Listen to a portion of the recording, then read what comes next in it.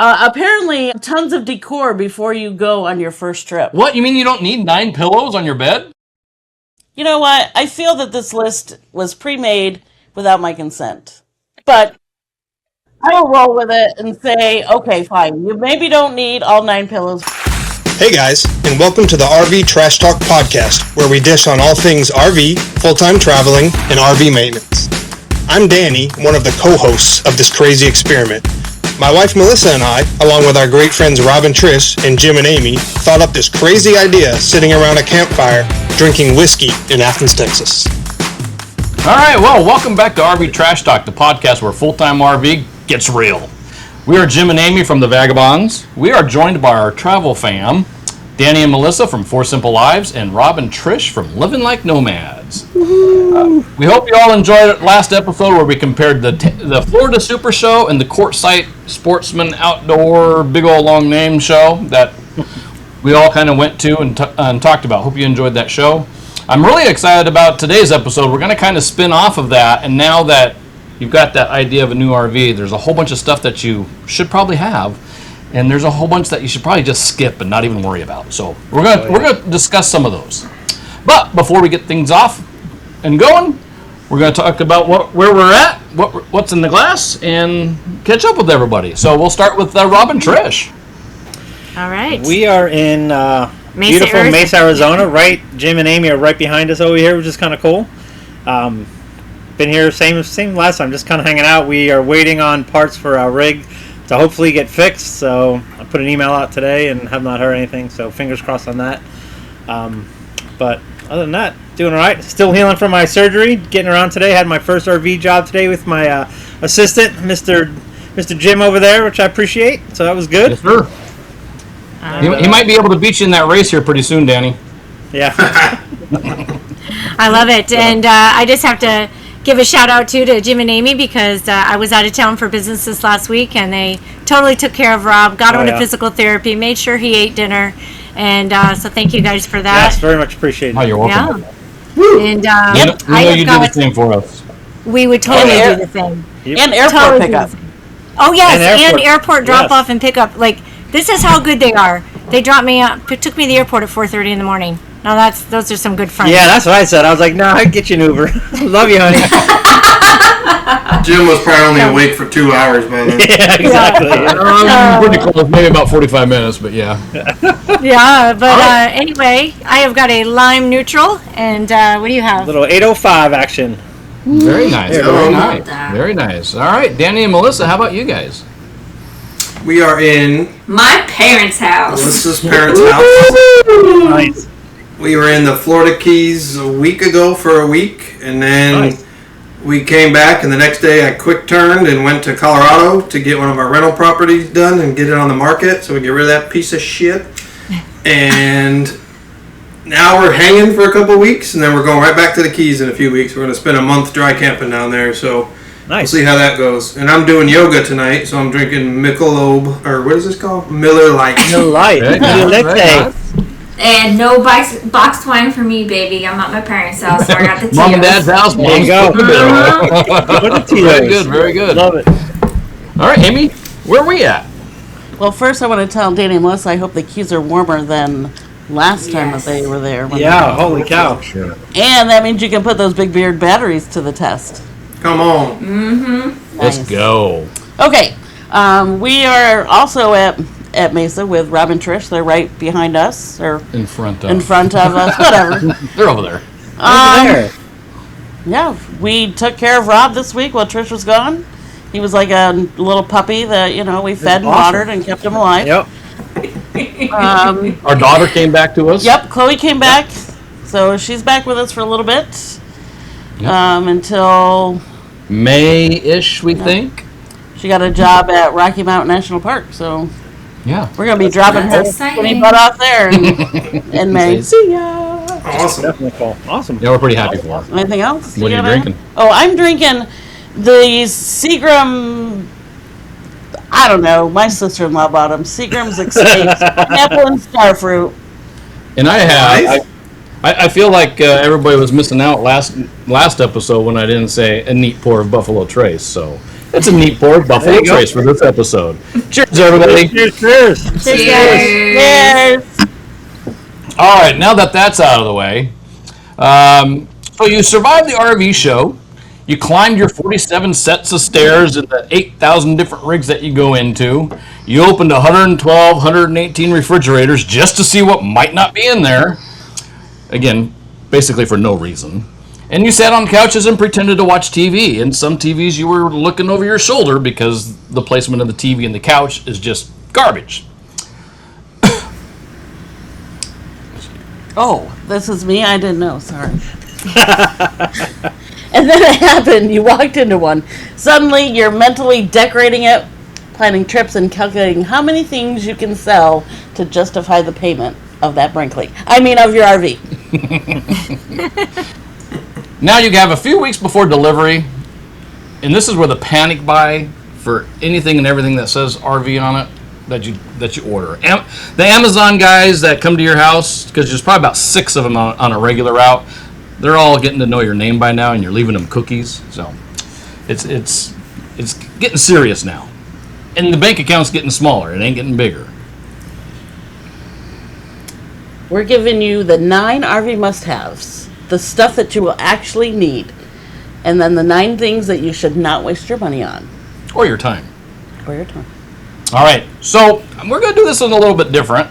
And some of these items I think are very awesome, and I use them and believe in the product themselves.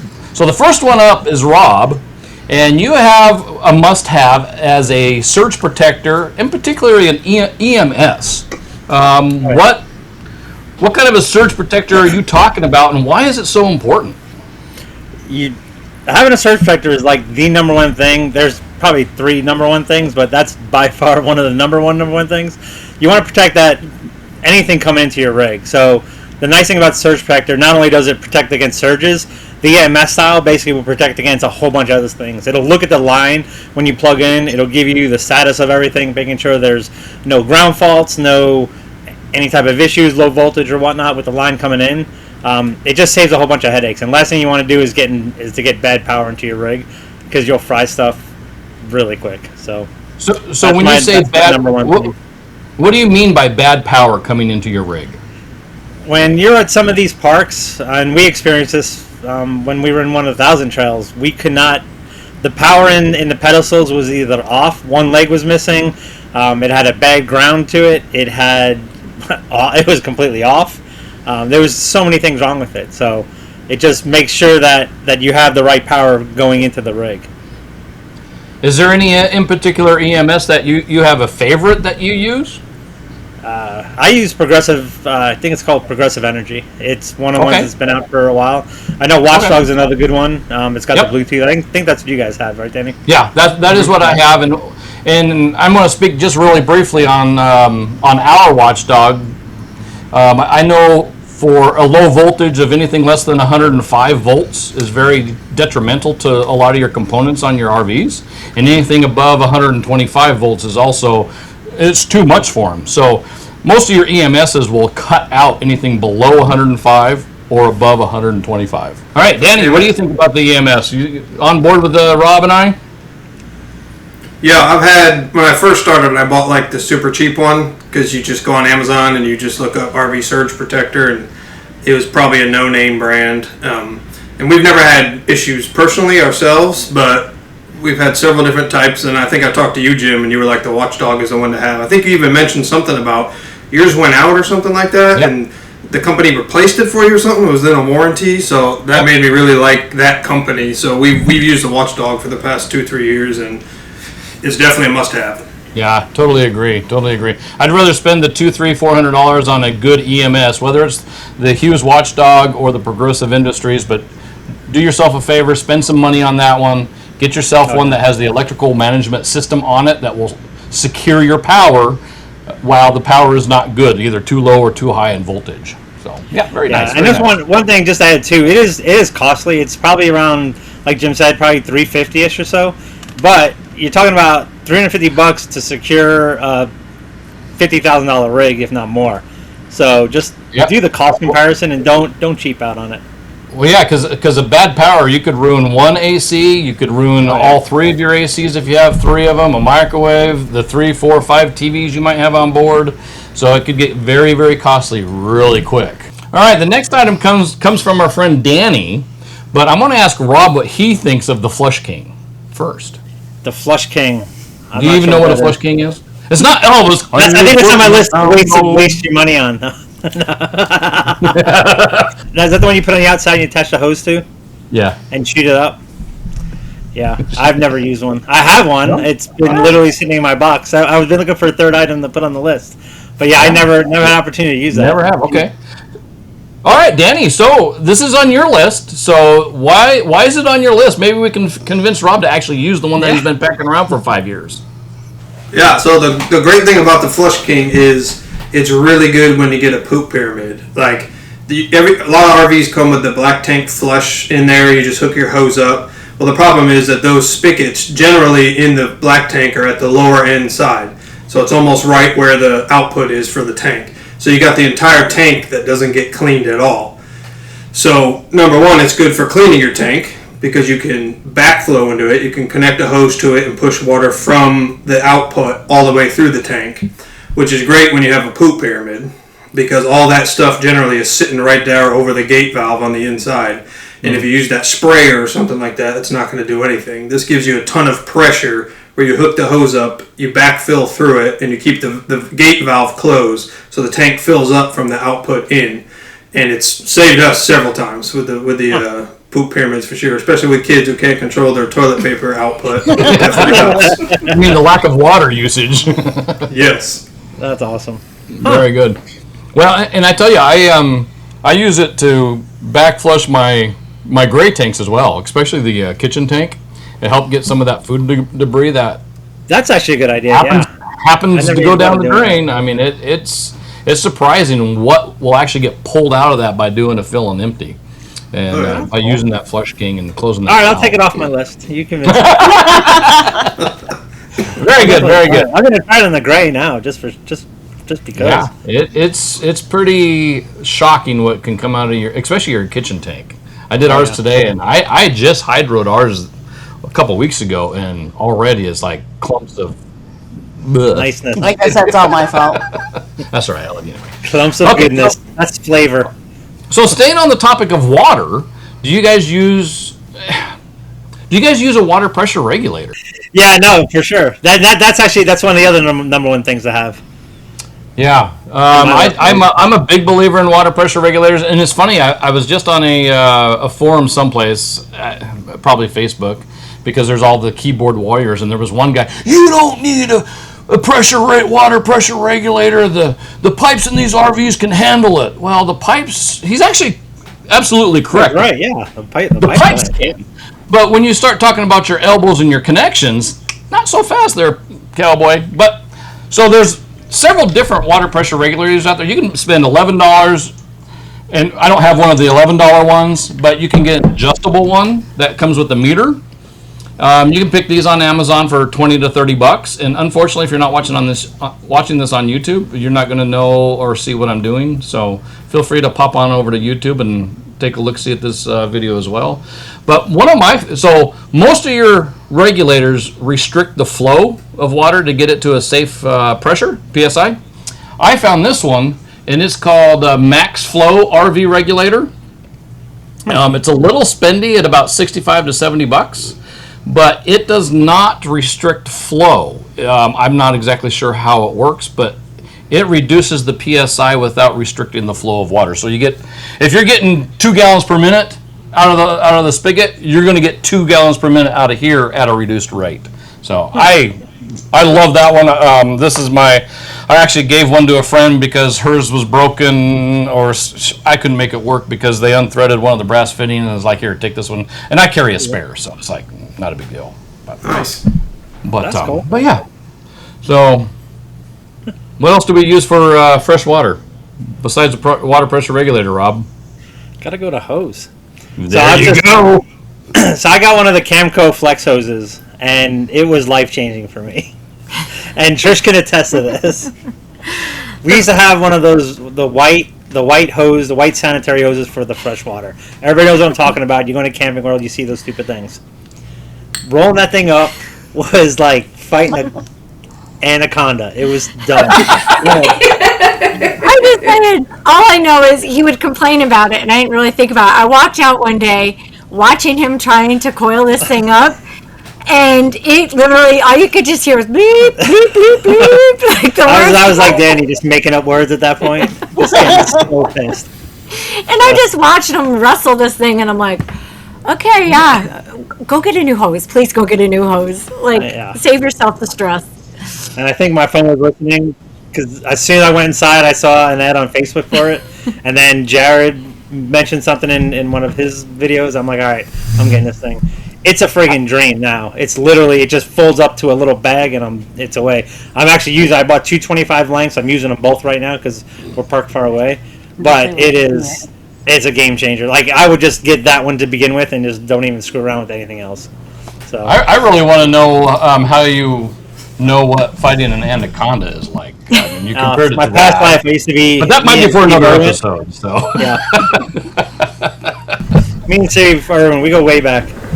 Yeah, for sure. So that brings us to Danny and Melissa's next item, and I totally agree with this. And ours has dwindled down, especially with our latest purchase, about a year ago.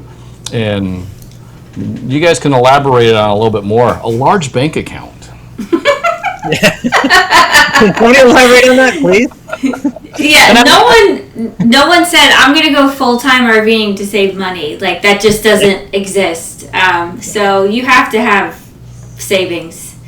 I mean, I'm gonna pass this over to my bank account. Bank account, do you have anything to say about this? Yeah, it's incredibly important to have 3 to 6 months of your emergency fund when you get out there. Anything can happen on the road, even for technicians, as we've seen Rob and Trish going through a fix that he can't fix himself. So even if you're Mr. Fix-It and you know everything, there might come a time where you have a fix that you can't fix. And if that's your home that you're living in, you got to have the funds. And then, like Melissa said, very few people. Well, probably everyone thinks they're going to save money when they go full-time on the road. Probably very few people are successful at it. But, the key is you want to have that little bit of residual, a little extra in your bank account. Because doing this lifestyle, it's not just living in an RV and being free. When you go to all those new places, you want to try the new food and the new attraction and all that stuff there. Oh, yeah. And that comes with a price tag for sure. All of us have probably said, you know what, we're just going to cook food at the house and we'll save money. And then you see an ad for the greatest thing to eat in Mesa, Arizona, and you're like, we're definitely going there. Unless you have an Amy. Yeah. Well, and having an Amy is great until you get to an area where you have friends and they're like, hey, let's go have drinks. And, drinks and dinner later is like, hey, how about we do it again tomorrow? All right, cool. Yeah, but, I mean, even cooking in your rig every night for dinners. I mean, food is expensive now. Whether you go out to eat or grocery shop and cook it yourself. I mean, it's pricey either way anymore. And, it sure is. And, we could probably eat cheaper than what we do, but, we splurge. And we like to eat good food. So, I like to eat. Hell yeah. I'm going to eat. I'm eating good. Well, and I'm going to tag onto that because there's another item that people don't really talk about. You guys nailed the cost of food and eating out. And doing RV repairs, and if you're not handy, you're going to be calling an RV tech quicker than you realize. But also have that emergency fund for your loved ones, whether it's a child or yourself or your fur babies. We travel with the dog, and we had to drop a significant amount of money on her to get her fixed up here just about a month ago. So. It's important to have that kind of money, those kind of funds, and think about that as you're making this decision. All right. Cheers. We're moving right. Cheers, mates. We're moving right along. This is one that I don't see talked about a lot. Do you guys carry any type of leveling boards to get level side to side before parking your rig, or do you just hit that auto level button and it drops its nose all the way down to the ground and then does some magic and then I'm thinking of not Mickey Mouse, but Donald Duck when he went camping. Anyway, I've digressed. But so, do you carry any boards for leveling? Yeah, same. We have blocks that we use. We know that if the trailer is slanting left, we need to put more blocks on the right. So yeah, but yeah, we've then we found these two.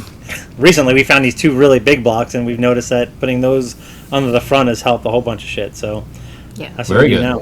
So yeah. don't have to get all Okay. fancy, but it's it works.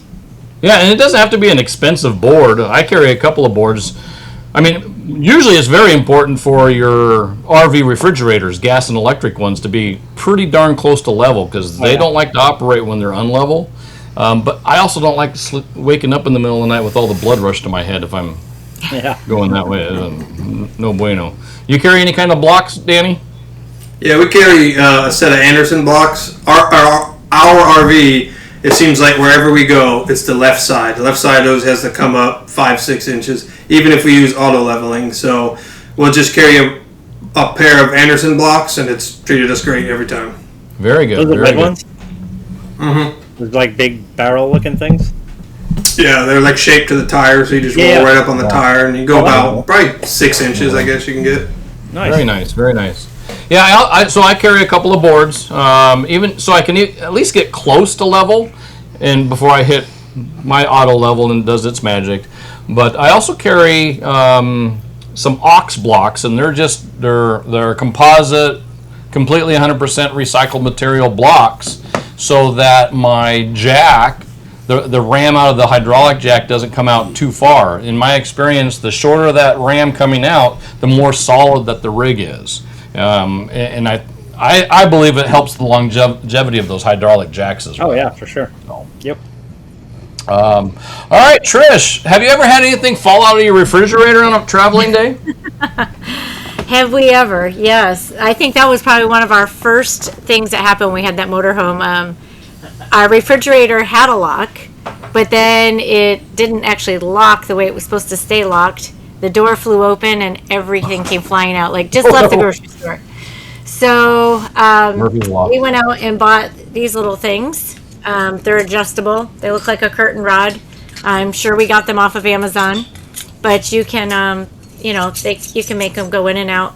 And we just have one for each shelf, and it just kind of secures things in. Even if you've got bins on your shelves, like it still holds those on the shelf too, and really just kind of keeps things in place. So yeah, those are a must on travel day for sure. Pro tip: don't store them on top of the refrigerator so they roll behind. Don't ever do that. That's just. Well, you can. You just need to put them, the right direction, and make sure that somebody else doesn't put something up there to knock them off. Yeah. Yeah, it was weird. That almost sounds like an old boy in itself. That was a good one. Yeah, because there's like no room there to And get the fridge is anything. bolted down, so it's like it's not easy to get to. Yeah, and put them in the same spot every time. So when travel day comes, you're not wondering where in the world you put them. Absolutely. I don't know how many thousands of miles we traveled, and once we started leaving our local area up in Washington, stuff would jump out of the fridge all the time, and I discovered those tension rods, and I love them. I love them. It's simple. You guys use anything like that, Danny, Melissa? No, so we never bought the tension rods, but in our Brinkley, there's a lock that it's like a screwed lock with a big, like a square 3D block. printed, yeah. Yeah, it's 3D printed. Well, it's broke several times. So then we went to child locks, like you go to Target and the child lock. So I mean, it's ghetto, but it works. We put duct tape on the tape every time we travel, and the fridge is never going to open up. Yeah, you can old school it sometimes. It's all good. That's awesome. Duct tape fixes everything. That's right. Bougie duct tape. All right, so Danny and Melissa, you guys kind of, during the beginning of this, you talked about doing some boondocking pretty soon. So that kind of leads into your next. You should really consider something like this. Yeah, so we kind of put a good battery system in the must-have. Now we realize that this is specialized. If you're not going to do any boondocking, this is not a must-have. If your goal when you go full-timing is to save money and get off grid so you're not paying for RV parks, and this would definitely be a must-have. We didn't put solar panels on there because a lot of people, especially when you start RVing, a lot of people might have a generator anyway at the house. So if you bring your generator with you, you're fine. You can charge those batteries up. But a good set of lithium batteries, like Jim said, we're going to be boondocking down in the Florida Keys for 4 weeks, just on the open ocean, 20 feet from the shore, and we're going to have nothing but our batteries. So we are definitely going to test that theory for sure. We've had these batteries for almost a year, and we've probably boondocked maybe 40 nights, but never consecutive for that long. So it's a specialized must-have, but if your goal is to boondock, then obviously you must have a good set of lithium batteries, and we happen to have a good set. A far superior product. What is our batteries?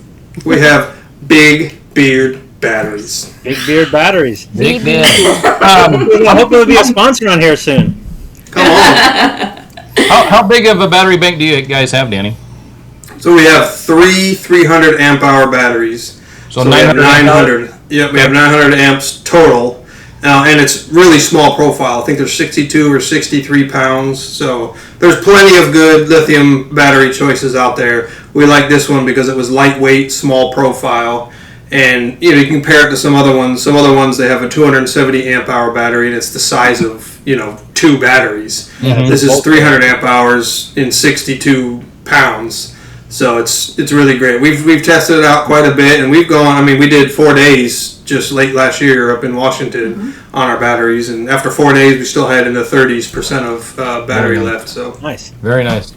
Well, so what do you think is a good number for somebody that's curious? Okay, how many amp hours do I need to be able to go for a weekend, or maybe a 3 or 4 day trip off grid? Yeah, I would say at least 200 amp hours. Okay. Which most of the batteries you can buy on Amazon, lithium style, a lot of them are 100 amp hours a piece, but they're pretty affordable. I mean, you're paying $150 for lead acid, and you can find a good 100 amp hour lithium battery on Amazon for maybe $250 to $400. So I would say 200 amp hours, and then it's still about battery management. Just because we have this giant battery bank doesn't mean we're running the TVs and the Starlink and the air conditioners all the time. But yeah, if you want to get out there and boondock, try it for a weekend, go for 200 amp hours. Yep, I totally agree with that. Our rig came with 200 amp hours of lithium battery, and we just finished a 2-week stint in the Arizona desert. And before it was over, I actually upgraded because we loved the boondocking scene, and I went to almost 600 amp hours. So, but nice. it is manageable on a 200 amp hours, but you are definitely managing your power differently. Amy is not staying up until 2 o'clock in the morning watching TV like she likes to do. So, very good. All right, moving right along. I'm going to back up a little bit because we talked a lot about blocks and stuff. I feel day one must-have, I have one right here, is a good wheel chock. Don't buy those cheap plastic ones that you're going to run over and crush the first time out. You can go to Amazon and get a big rubber one like this. You can go to Harbor Freight and get one for like $6. Yep. And they're worth it. I've had these ones probably for probably 10 years now, but yeah, I am a firm believer. So I'm a firm believer in chocks, and I'm going to tell you why. Because years and years ago, in my first tent trailer, it almost rolled down a hill before I chocked it. Damn. Yeah, into a little ditch, and it was like, I'm never going to do that again. Golly. So, yeah, chocks, man. It's simple. They're easy. They're gonna save you a lot of heartache if you're on any kind of an incline. So, but yeah. So that kind of wraps up our things that we feel that you should have or highly consider getting. Some of those were obviously a little bit more important than others, but now we're going to get into 9 items that are, don't waste your time. Just skip it. Don't waste your time. Don't waste your money. And the first one up is from Amy. Oh yeah. Uh-oh. Amy's like, I don't remember. Shit, what was it? Box wine? Wait, no. No. Apparently, tons of decor before you go on your first trip. What? You mean you don't need 9 pillows on your bed? You know what? I feel that this list was pre-made without my consent. But I will roll with it and say, okay, fine. You maybe don't need all 9 pillows, but 8. But no, I get what you're saying. You don't maybe need to go buy you just got your brand new rig and you want to get it all the new beds, dishes, pillows, everything. Maybe take a trip out with it, see what you're going to need and measure, because maybe you're going to buy something and it's not going to fit.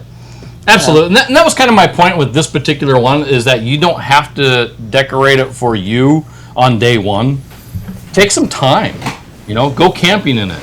Sit around in it, and you saw those 8 pillows. It's like, okay, maybe I only need 2, because where am I going to sit with the other 6? I don't know. Jim hates pillows, though. Just going to put that out there. He is a anti-pillow person. You don't need 10 pillows. I like pillows. Our old house, we must have had 64 pillows on our bed. It was like we could make a fucking tunnel and dig all the way through to get in there. That'll be people. Melissa, how many pillows do you have on your bed? 5. But that includes like the ones we sleep on as well. The sleeping pillows, yeah. See, that's what Yeah. we have. We have 5. We have 5. We have See? 4. And At that one includes point, our I think we sleeping had pillows too. I think at one point in our last rig we had an 8. Maybe. No, I don't It think was so. Ridiculous. No, never. All right, moving right along. Danny, how do you feel about RV toilet paper? RV toilet paper. Yeah. So, Because this is on Rob's skip This is a scam of the year. And I feel so bad that my friend Danny falls for it every week. Unless you have kids. Week after I'm week. in the camp of RV marine style toilet paper is a must. Now, It's those of you amazing. that have never had a poop pyramid may say, oh, it's fine. But those of you that never had a poop pyramid also don't have a flush king, so you probably have no problems ever. You know. Well, he has Us it, he just with doesn't little. use it. Yeah. When we have little mini-me's that use a ton of toilet paper and clog it right up, is the price justified? No, it's probably not. But beer goes up to $20 a case. Are we going to stop drinking it? Hell no, we're not going to stop Probably drinking not. it. So I buy the RV toilet paper. All right, Rob, here's your chance to shine. Why is RV toilet paper on the don't waste your money? Oh, I can totally agree with what he's saying, but I don't know. We've just never We had just never had an an issue. We use 2-ply Yeah. Charm or 2-ply We use Kirkland brand. Costco brand. Just we use. I understand having kids; it's a whole different ball game because to train a little rat monsters to actually flush for 5 seconds. No, I get that 100%. So I can knew see. that I was kind of coming. see where you're coming from, but I I don't knew know. that I think was you get 1-ply with the sandpaper like back in No. school. That'll teach the kids real quick that they have to flush a little longer. That's special for them. Yeah, That's special exactly. for them. No, I think we've just never needed it, and I think if you're not traveling with kids, that you probably don't need it. Just use more water. Yeah. But with kids, all right, hey, do what you gotta do. Yep. Yeah, I agree.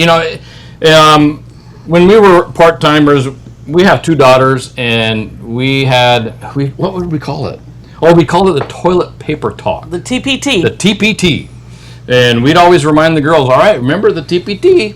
And they're like, oh, got it, Dad. And then one of them would bring a friend or whatever. Not, did you do the TPT? TPT Say that talk. 3 times fast after a whiskey. With your friend, and so they'll discuss it, and they'll always discuss it with their friend without us being around so that they don't embarrass their friend and blah, blah, blah, blah. All right, so we got another outside item. And Danny, you say skip this, and I see lots of ads for it. I see a lot of people have them. I've actually had them on a previous rig, and they're the snap pads. Yeah, Why are we so skipping we've, snap pads? I mean, this is our first fifth wheel, and most of the other travel trailers, they don't really fit snap pads, but we've never had it. Is it a nice thing to have? Yes. But we skipped it specifically because it's not a must-have if you're going to get out on the road.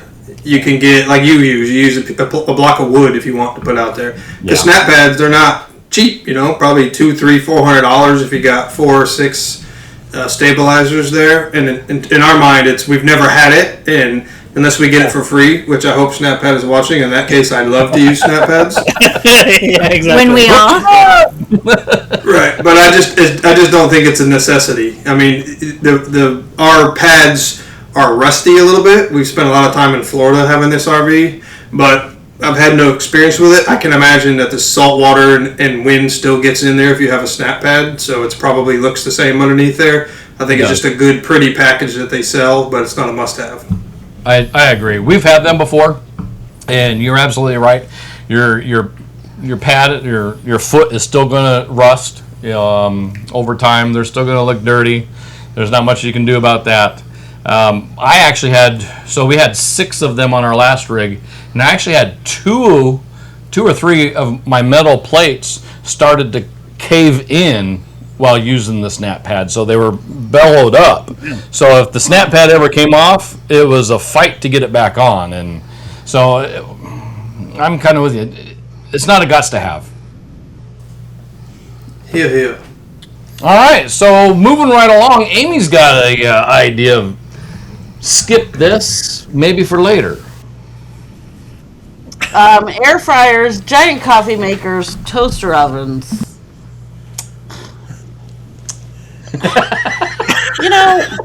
He's like, F off with this stupid ass list. Who made this fucking thing? And I did proofread before this went out, but maybe this is what makes the show so good, is I have an air fryer, I have a coffee maker. Yeah, but did you start day one with that? Yes. No. No. Yeah. In our 25-foot light, and you had none of that. Okay, well, no, didn't have an air fryer because they weren't around then. You had a toaster. If I'm going to X out your thing, those need to be on the must list. And I know they're going to show right now. All right, y'all, you heard it right. Those need to be on the must list. Forget about counter space, because you're not going to have any after you get your air fryers, your giant coffee pots, and your toaster ovens. You're not going to have any room to cook. So don't forget about the 9 pillows too. Yes. And the 9 pillows. Pillows. Pillows? I can understand the what was the last thing you wrote there? I don't know. The toaster oven? Yeah. All right, you probably don't need a toaster oven. Unless that's what you're using as your toaster. If you're going to drink coffee, you don't think you need a coffee pot on day one? Large. Oh, giant. large. Not a giant coffee pot. I mean, come on, ours takes up minimal space. All right. So get a little coffee pot and a little air fryer. But I think the point here is to take a look at the space you have and buy accordingly for stuff that you're actually going to use. Yeah, I would Rob agree and with Trish, that. do you have an air fryer? Do you have a coffee maker? We do not. We can't fit it. We're in storage. It's huge. Sorry, it's friggin' huge. So when we went on the road, remember we were in a motorhome that was small, so Sorry, Melissa. we couldn't fit a big toaster, we couldn't fit a big coffee maker, we couldn't fit a crock pot, we couldn't fit an air fryer, we couldn't fit any of that stuff. So we had a small toaster, and Rob had a French press. Once we got into the fifth wheel, then we actually got a small coffee maker, kept the toaster, crock pot went under the seat, but we still don't have an air fryer because we really don't have a place for it. See, I'm justified. What do you have room for? I'm justified. I want to hear Melissa's opinion on this. Okay, as I am such an excellent chef that I am, we do. I can see you shaking your head right now. We have a large coffee pot, we have a toaster, and we have an air fryer. But did we have it in the beginning? No, we did not. We did have a coffee pot, but we did not have it to just start off with. But, I am such an excellent chef. So, You're right. And then Yeah, she's just blowing your list to hell, Amy. do you have any comments? None. That's my point. You don't need all of it day one. You do not need it all day one. All right. Correct. But do we all have it in our We all have it now. Yeah. Might as well got it day one. It would have been easier. hey, you know what we also have that we didn't have is our popcorn maker. And that takes up quite a bit of space. We but had that from the day one. How about you? No, we had that I little don't have microwave that little thing. piece of crap thing. Yeah, that thing sucked. And now we have Now our we have real a popcorn maker. popcorn maker. Yes. Priorities. All right, Rob, the next one's yours, and you say skip this one too. X-chocks. Oh yeah. So this was funny. I used to use them all the time. I always thought they helped with the stabilization. I made a pair of outriggers that help a lot more. But the point is, I went to a call one time because somebody was having an issue with with something anyway. They were permanent, and they've been in the same spot for over a year, and they had the X-chocks on, like Okay. tightened up. So anyway, I had to get underneath the rig, so she had to take them off. Well, she took them off, and all of a sudden the tires were basically indented where the X-chocks were, right into the tires. So at that point, I was like, well, I'm not going to put them on my rig anymore. That's just stupid. So anyway, so that's one of those things that I probably got it. Actually, I think that a couple days after we got the fifth wheel, I got it. And I used them, and then all of a sudden after seeing that, I'm like, yeah, I'm not going to do that anymore. So it's a hard no for me. Hard no. Okay, very good. I'm going to slightly disagree with you, and it really depends on the rig you have. I've used them on rigs, and they do help with the forward and back motion when you're set up for camp. Now, granted, if I'm going to set it up for months on end, years on end, I'm probably not going to use something like that. Yeah. But it also saved me once because I would close the X-chock enough to get it out between the two tires, and then at my next stop it should just go right in and I should be able to tighten it right back down. Well, I was having an anomaly between one and or two of the tires on one side of the rig, and my closed X-chock was not fitting in between the two tires. And I'm like, well, that's odd. So I kind of paid attention to it for the following two trips, and I'm like, something's not right. And I took the rig down to the tire store, and come to find out, I was starting to have tire separation. So using the X-chock actually warned me of a tire separation because they were getting closer to one another. And it's like, well, all right, that's kind of interesting. But I carry them. I don't use them. I haven't in this rig. I think with our 6-point leveling system, I don't need them. Yeah. Danny, do you guys use X-chocks? We used them on both of the travel trailers that we had. Yeah. And it was just a psychological thing. I felt like there wasn't great stabilization with a travel trailer because you just got those electric or those crank ones that you put down. And I really liked the X-chocks in that application. And then when we went to the fifth wheel, even though we only have 4-point stabilization hydraulics, which we should have 6, but that's for another day, I feel like the X-chocks are not needed for that. So we didn't even take them with us. Once we transferred to the fifth wheel, we gave them to another family. There you go. Yeah, and I feel that they worked better on a travel trailer also. Lighter rigs, I guess. Yeah, I can see that for sure. Yep. All right, so this is going to bring us to, we're going to bring it back to Melissa at this point, and she put on her list a Berkey. A Berkey? Skip it. First day, skip it. Yeah, I think a lot of people just kind of use them as like a status thing because I guess they're really expensive.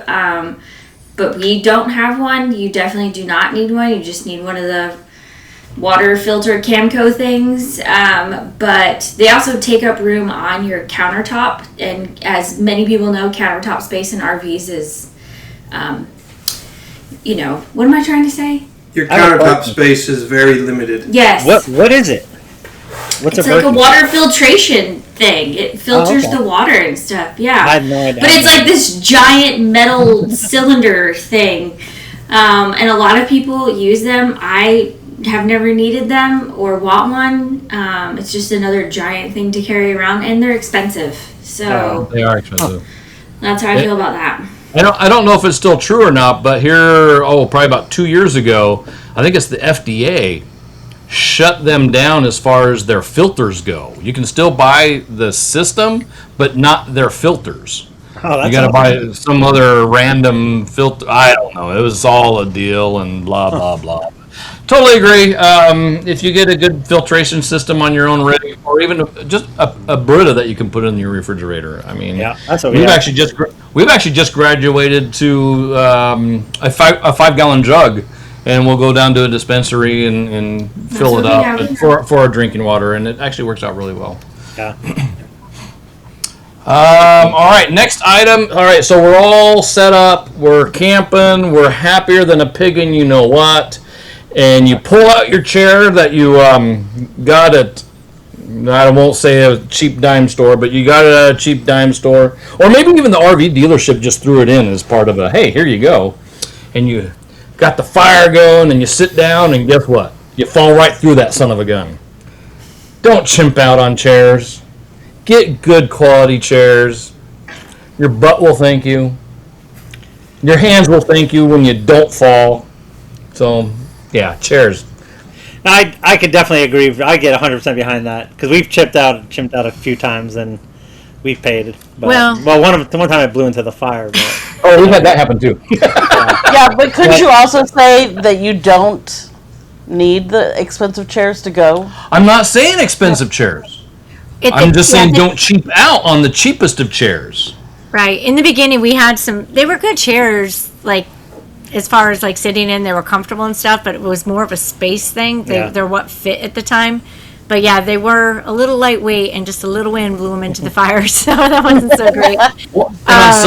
On some of those, it hurts the back of your legs, too, because they're not made very nice. Yeah, but we've got better chairs now, for sure.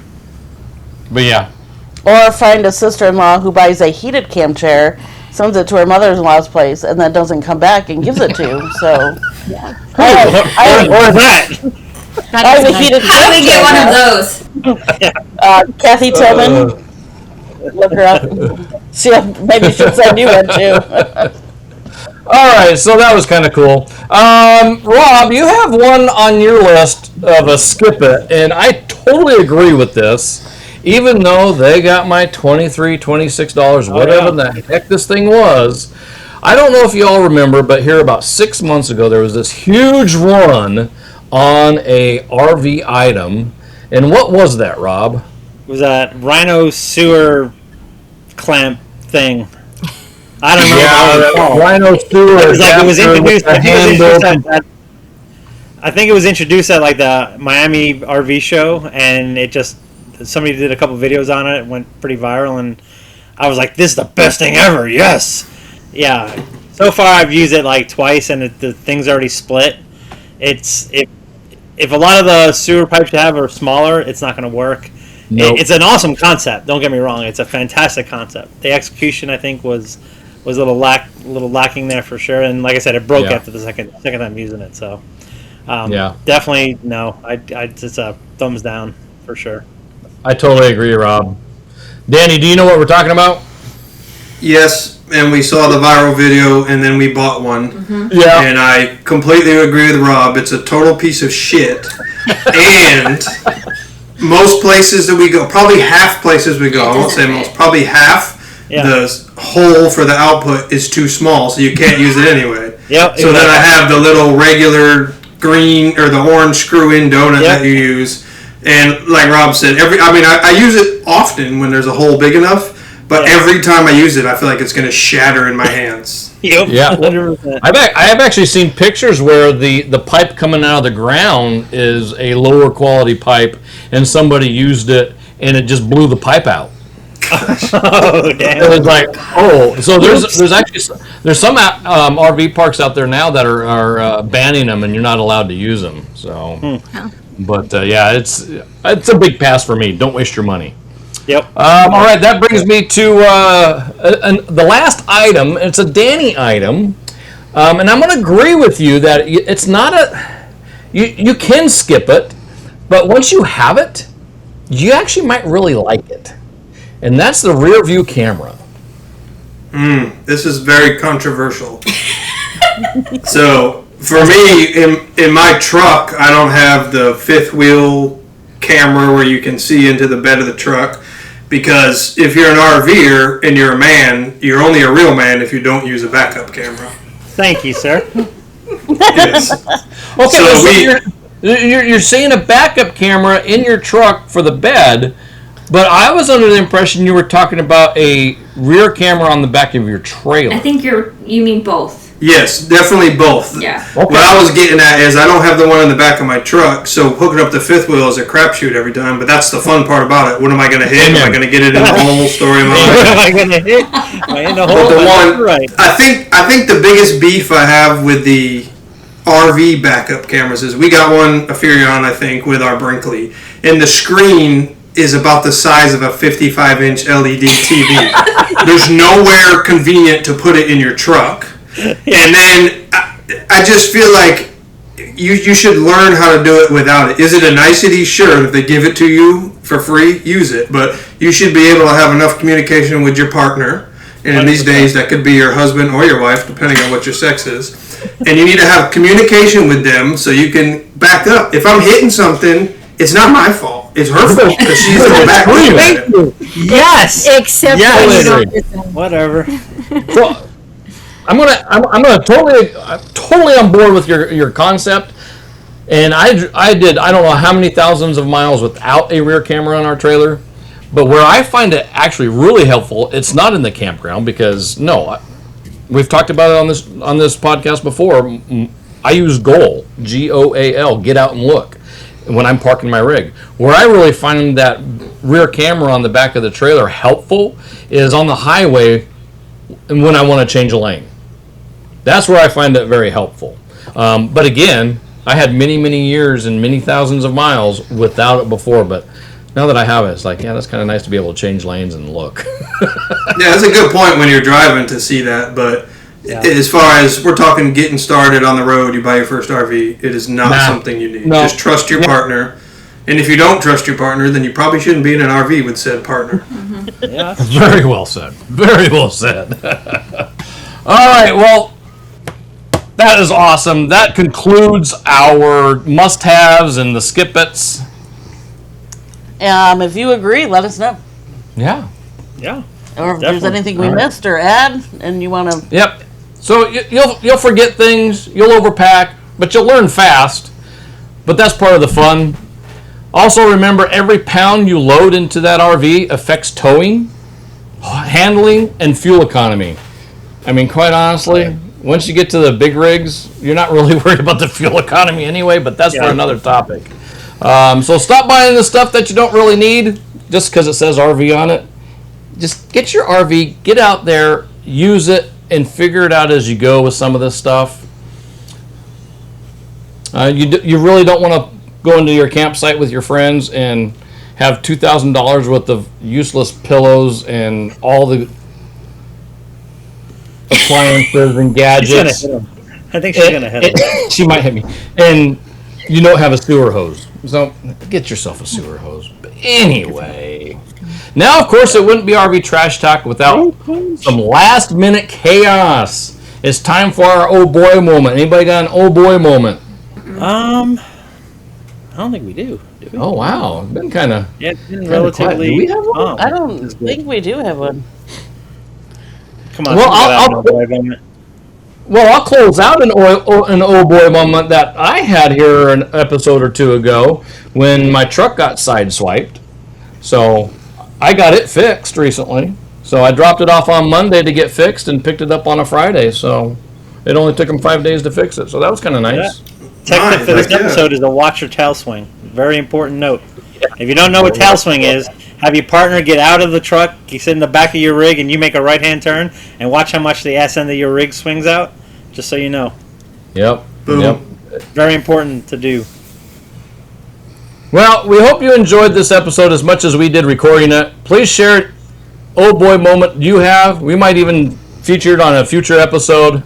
Please follow, share, and leave a review. You can find us on Spotify, Apple Podcasts, YouTube, and Audible. We will have links to the products we discussed in the description of this episode. And finally, to close it out, to bring it home, so we can turn the ACs back on because it's getting warm in here, Amy's quote of the episode. It's not really a quote, it's just a thought.